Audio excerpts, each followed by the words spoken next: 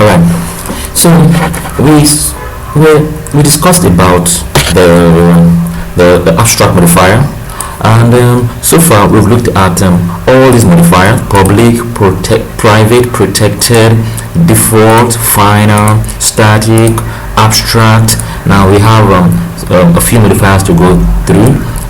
These modifiers are quite special, and we'll quickly run through them, and I may not do much example like I did with the other ones, not because these modifiers are quite special in their usage. I'm just going to point out how they are used, because we're still going to come back to them and use them much later in this training.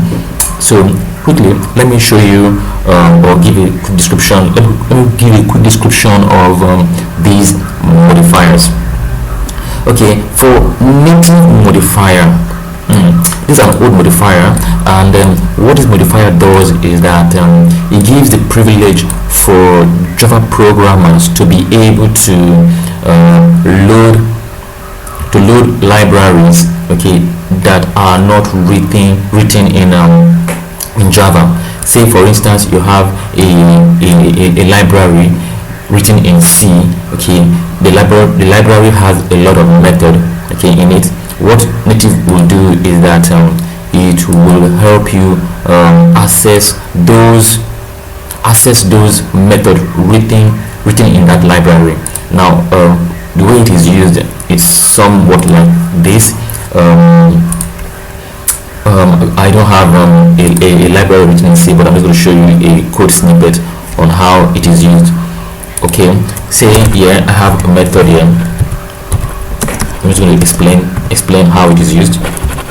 Public void, let's say public void get connection parameter, or let me say get or let's say compute file, or I'm doing a very good example to use. Like let's say compute building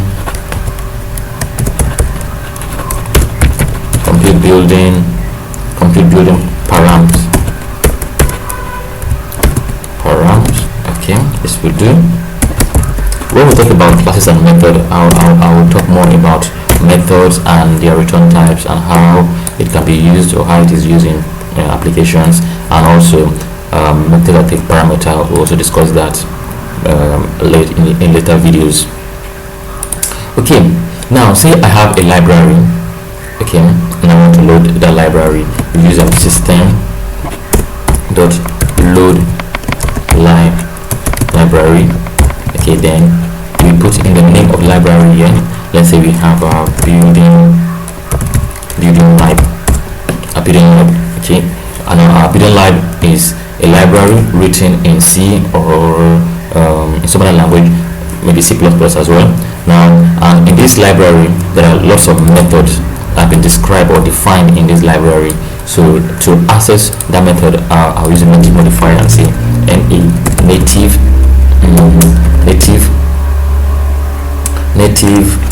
void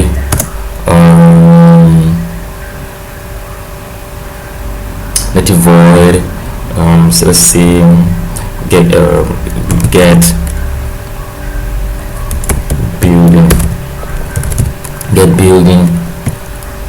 building area or whatever it is. Now here will be defined here, put this here, okay. Then system.load library, come in here, come to static block. Okay, I know I didn't say this. I would like to want to say this here. I'll explain what I've just done here. Now this is a static block, okay. Now block in Java, like I told you before, block in Java is signified with open and closing curly braces.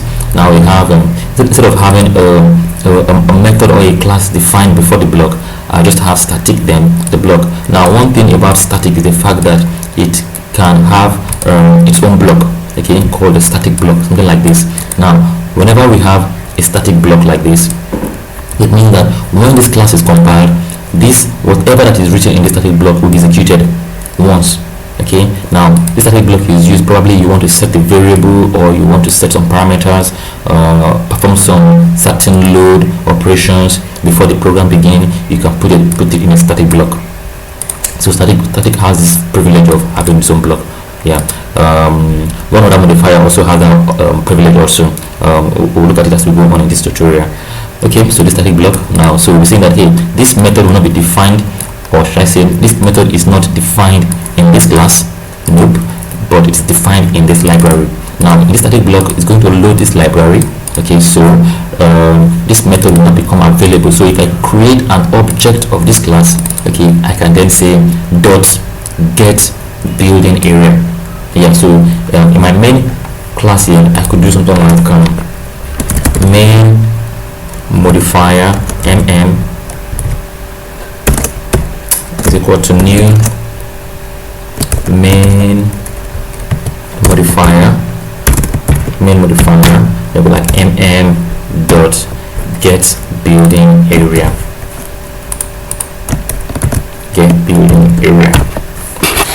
dot get building area. Okay, so there we have it. That's all. So that is native being used there, and this is a library coming from another language, not in Java.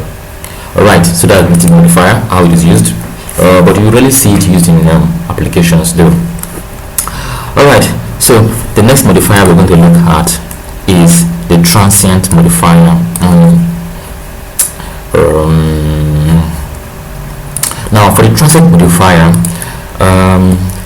we are still going to come back to look at how it works, but the transient modifier is only applied to variables in Java and not to classes or method.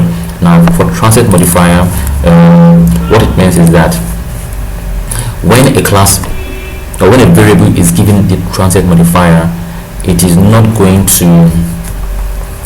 be serialized with the object. Okay, another word I should have explained.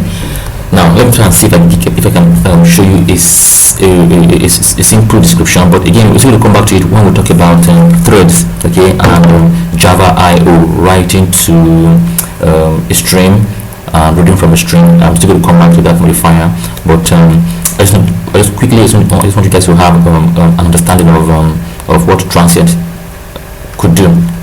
Now looking at this class modifier example. Okay, now if I create an object of this class, remember I told you that you cannot create an object from an abstract class. Okay, let me pick one. Okay, this is an abstract class also. Okay, this is not an abstract class. Alright, now say here I have a variable called string name, okay, is equal to Tyro. Alright, now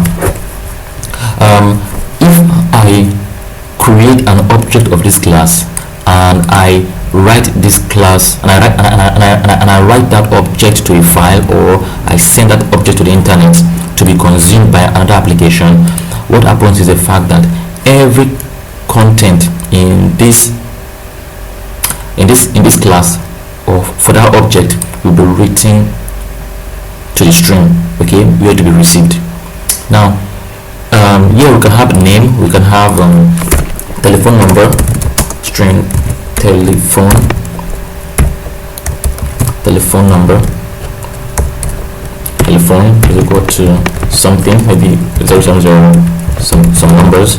Okay, then we can also have account number, string account number, okay, is equal to 0045, like that. Then I can have again bank, string bank is equal to which bank should Taiwo use. Taiwo uses GT Bank. Okay, now so we have information. So if I create an object of this class and I send that object to a string where to be consumed or received either in a file or from another application. All this information will be received, and when that object is received, you can then display all the content again to be seen. Now, there are some times where you don't want some values to be sent, okay, to be sent, as is to be sent. Now, when you send an object with content to a stream to be consumed at the other end, what you've just done is that you've just serialized the object. We'll still come back to serialization. We'll talk about thread. I'll still come back to this modifier called transient. Okay, so now I don't want account number to be sent out when I create an object of this class, so that at the other end this account number should be blank. I don't want it to be seen by the other person or way to be consumed. So I'll put the transient modifier in front of it. So now what this means is that when this object is serialized, or when an object of this class is created and it is serialized, means sent through a string to be received at the other end, this account number value will be blank, will be null, while all the values will be there. That is what transient does. Okay, nevertheless, we'll still come back to transient and talk more about it when we get to Java IO and writing to streams. Yeah. Okay, so that is that about transient. Then the next modifier is the synchronized modifier. Now, just the word should tell you something about what synchronized does. Now, what synchronized will do for you in your program is it will make a method or a block to be executed within a thread environment with extra caution. Okay. Now, let me try and explain. Again, this is another modifier we'll still come back to when we talk about threads. When we get to the tutorial or the part where we talk about threads. Okay. Now, let me give another example again. I'm going to just put a blank comment here because I don't need all this.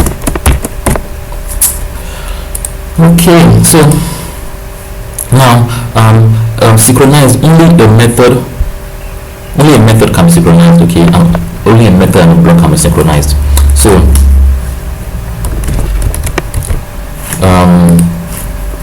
yeah, okay, with our program. So so we can have like public synchronized void, or let me on that method. You can have public synchronized void get parameters. Okay. Alright, so then we have some code here. We can have some code here. Now, what this synchronized does is, now when two objects of this class is created, say I have two objects of this class, MCC1 and MCC2. Say I have let me tell you what I'm trying to say. I have a main class here, and here I'm using a module from here, like MCC1 is equal to new modifier. Okay, then I have MCC1 and MCC2. Now these are two different objects. MCC1 is an object from this class, and MCC2 is another object from the same class. So we have two objects from the same class. Now, if we have a thread, I won't create a thread now. I want us to get to the thread tutorial before I begin to create thread. Now, say I have a thread T, okay, and I pass MCC1 the first thread, okay. Then I have a thread T2, okay, this is T1, okay, and I pass MCC2 to that thread. So now these are two threads. Now threads are independent program that will execute in your program. So you can have a program running, and you can have multiple threads running at the background independent of the running program. So while this thread is running, this one would also be running when I say dot start. Okay, so if I say t dot start and I say t1 dot start and I say t2 dot start. Okay, so that means thread 1 will be running, thread 2 will also be running. Now this object is quite different from this object. Okay, now while the threads are running, this one would want to call the method parameters, get parameters, and what it does is that it modifies the parameter. Okay, then this thread 2, while it is running simultaneously with this one, okay, it will also want to call this get parameter and also want to modify the parameter as the case may be. Now what that synchronized modifier does is that when the method is called, when T1 calls the method, get parameters, okay, now, and while it is still working on that method, if T2 tries to call that method get parameters, what will happen is that it's going to wait. Okay, it's going to wait until T1 is through with the method, then T2 will then go ahead to modify or use the method. Now if I remove the modifier,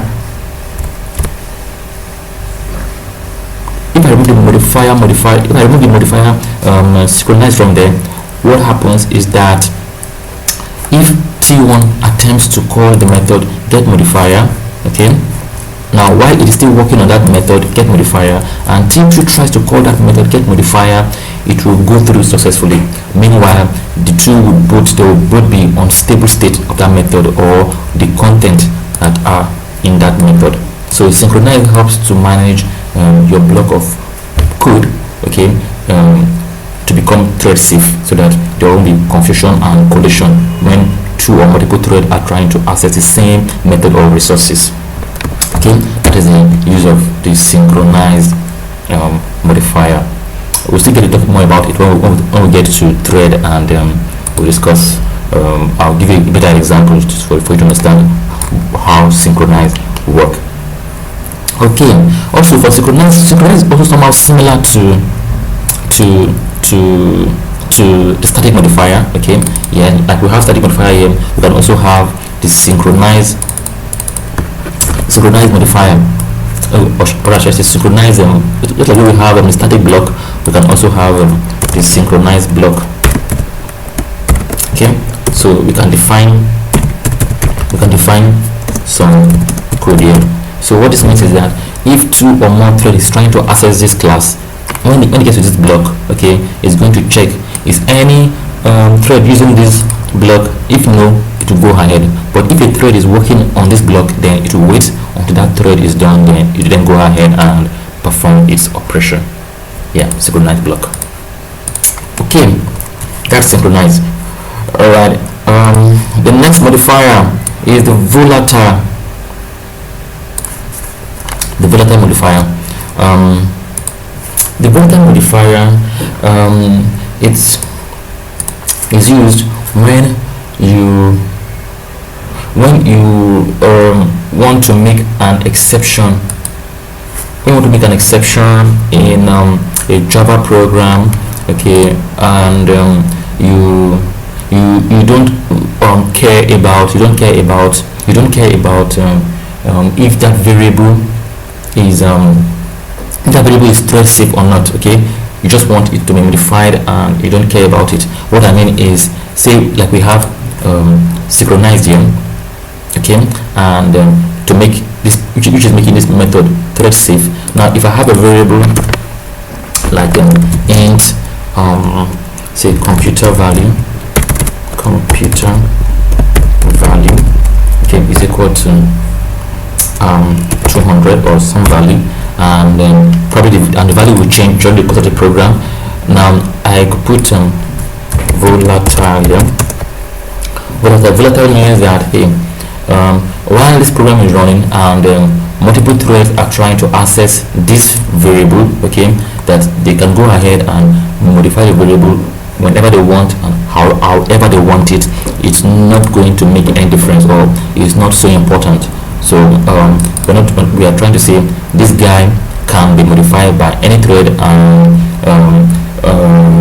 it's how will I explain it now? It's just free. Okay, it's just a free variable. Yeah, a free variable that is just there, and whoever modifies it from any thread is free to do whatever the thread wants to do. Okay, that's what volatile means. Okay, and volatile only applies to variables. All right, so we've come to the end of the major modifiers. Now the modifiers and features overview I want to do is I want to show you a quick summary of what we've done in this modifier in Java that we've been looking at. Now if we look at this picture, let me bring up a picture for you to see. Yeah, these are the modifier we've talked about, and these are the classes or the areas where it is applied. Okay, now we have a class, a variable, a method, a constructor. Okay, a constructor. I haven't talked about constructors in Java. When we get to method and classes, I'm going to talk about constructors in Java. But constructors are somehow similar to method, but some few differences, and what it does. The free floating block. Now free floating block refers to this. This is a free floating block. This is a free floating block. This is another free floating block. Okay, so we have the public modifier. Public modifier can be applied to class, can be applied to a variable, can be applied to a method, and can be applied to a constructor. Okay, but you cannot have a free floating block for public. For protected, a class cannot be protected. The same for private too. A class cannot be private or protected. Okay, except for inner classes, which we'll discuss about later. Then of course variables can be protected and private. Method can be protected as well as private, and constructors can be private as well as protected. Again, we cannot have a free floating block for private and protected. Then for the default modifier, which we talked about earlier, yes, we can have it for a class without modifier, without modifier, without modifier, without modifier. Then we can also have a free floating block for default. Now default free floating block will look like this. Just have it like this. Yeah, that's a free floating block. Okay, just an open and empty block like this. So in here we can define our variable. See, we have a variable called say I have a variable called int com value, okay, then and I have string address. All right, so here in my free floating block, or the default block, I can come in and say address is equal to number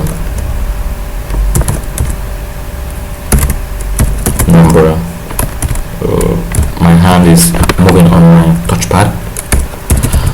Number 5, Agadez cream scent. Okay, Abuja or somewhere, Nigeria. Okay, so that's a free floating block. You go to initialize the variable. There we have it. Okay, and a free floating block. All right, let's go back to our diagram. All right, then for final, remember final is used to declare constant. We can have a final class, we can have a final variable, we can have a final method, and I showed you the implication of what it means by final. Okay, we cannot have a final constructor. No. We can also have a final free floating block. Then for abstract, I also told you what abstract means and what it does for a method and for a class. We can have an abstract method, yes. We can have an abstract class, yes, but we cannot have an abstract variable and a constructor, no, and a free floating block, no. What about static? Yeah, you can't have a static block, a static class, okay, but you can have a static inner class. You can have a static variable, a static method. You can have a static constructor. You can have a static free floating block. I showed you in the program. You can have a static free floating block. Okay, then native, I tell you what native is used for, to refer to a method defined in a library not written in Java. Then you can have a native class, a variable, no. You can have a native method, yes. You can have a native constructor, you can have a native free floating block. Then transient is used to hide variables you don't want to be serialized. It can't be applied to a class, can only be applied to a variable. Okay, only to a variable. Therefore, volatile also, I told you, can only also be applied to a variable. Then synchronized can be applied to only two areas: the method and the free floating block, like I showed you in the program. All right. Yeah, so that brings us to the end of week 2, day 1. My name is Toberi, and this is SoftSchool Java, and I'm glad that we are going through this together, and I hope that if you've learned a lot, and if there is any question you have, please put it up in our WhatsApp group and I will attend to it. Yeah, that's it. So see you in the next class. Bye for now.